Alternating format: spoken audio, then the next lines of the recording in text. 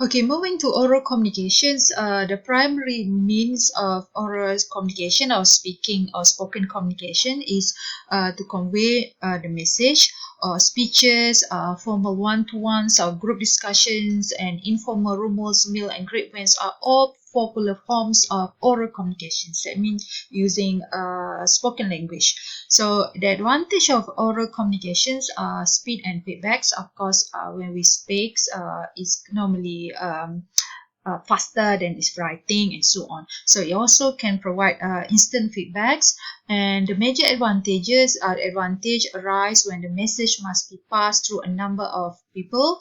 So that's this consider the advantage of passing the disadvantage of message through oral communications. This increase the potential for distortions. For example, in the class, if let's say someone asks the first person to relay the information to the second and third, if need to relay to the huge number of employees or people, will have problems in terms of distortion of the informations when the information is coming from the first persons to the maybe hundreds persons behind them. So it's actually the information that being relayed can become distorted. So four popular forms of oral communication that been used in organizations such as meeting. This is always been done in the organizations, can be informal or formal or informal. Two or more people can take place at any venue. Can do video conferencing, which is also very common in organizations. This can permit employee and clients to conduct real-time meeting. That's mean at that particular times on the spots, like a live meeting. People at different locations. And conference calling generally limited through telephone exchange. When we talk about conference calling, we talk about in terms of telephone exchange, calling through telephones, where some people may gather around one speaker phone and others call in through a secure line. It's like you are in the studio at the radio station, so everyone just focusing on this microphone. So that's considered conference lines, conference calling, where everyone just sit around these microphones or speaker phones, and then they will wait for the caller to call in to us or to talks. And telephones also offer many of the benefit. Also, telephone also normally very common in organizations. This is considered as a one part of the oral communications. Offer many benefits of meeting, either formal or informal, and can also prompt immediate response, especially nowadays because we cannot meet face to face. Telephone is considered very important to get information instantly and to receive immediate feedback from the audience or from someone over the phone. So written communications, there are many types of written communications: letters, PowerPoints, like I'm using now, PowerPoint, email, instant messages, text messaging, social media, apps, blogs, and so on. So letters, as you all know, letters is like old and most enduring forms of written communication still being using nowadays. PowerPoints, that's what I'm using. It is actually the example of PowerPoints to teach and to share the informations. It's excellent mode of communications because it's combined words with visual. So I can put words like this, and I also can put visual sometimes in the slides to help the readers, to help you all engage with the information that I want to convey, and also to explain the complex ideas, because sometimes if we want to explain complex ideas, we might forget about the main point. So PowerPoint actually very helpful, because without PowerPoint we have problem remembrance all those important point that we want to convey. However, critics argue that PowerPoint can be too impersonal, disengaging, and frequently misused. Of course, there will be some pro and cons to anything. Even PowerPoint also have problems sometimes when it is too crowded like this. I try to be I try to simplify, but sometimes students need more information, even though they can read a textbook. But some students prefer to read from the slide, because slide there's such white space, so easy for them to remember and to just to have a quick look and be able to understand. If you need to read the textbook, you have to read from the whole pages. So maybe because the alphabets or the words are small compared to PowerPoint, so PowerPoint is considered useful for some people. So email is considered very pervasive nowadays. Everyone use email. It's very difficult to live without email, especially in this life. At this point, for example, if you want to send some things like letters or assignments, for example, you cannot send through WhatsApp. Of course, you can send, but it's kind of different if you send through email. Instant messaging is a synchronized technology. When we talk about synchronized, we talk about doing things at the same time. It's like a live communications. You are not recorded. So it's like what I did when I upload the recorded lecture. I actually record the lecture beforehand and then I put on the online. So that's considered synchronized. That's mean this is synchronized and at the same time. So a synchronized technology means that you need to be there to receive the message. That means you have to be there at that point live to receive the message. Text messaging is via cell phones. This is common, you all know, and I do not have to explain this.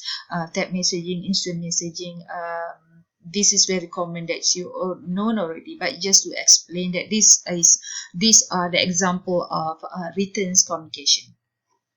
Social media is also a form of written communications, has transformed the communications.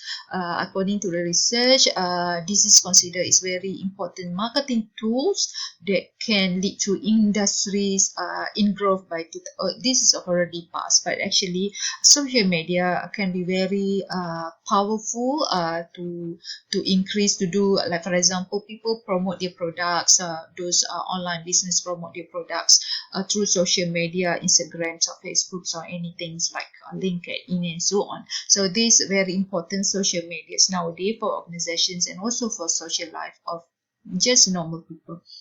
Blog, short for weblog, is a website about a single person's or a company. Some company, they have their own blogs, and some people have also blogs, their own single blogs, their own blogs. Many organizations and organization leader have blog that speaks for the organization. Sometimes, even though they have personal blogs, but they mentions about the certain company they work for, so they explain about the good things about the company, what they do, and so on. Others written communications such as Flickrs. I used to have Flickrs a long time ago because it's a very nice photo you can put.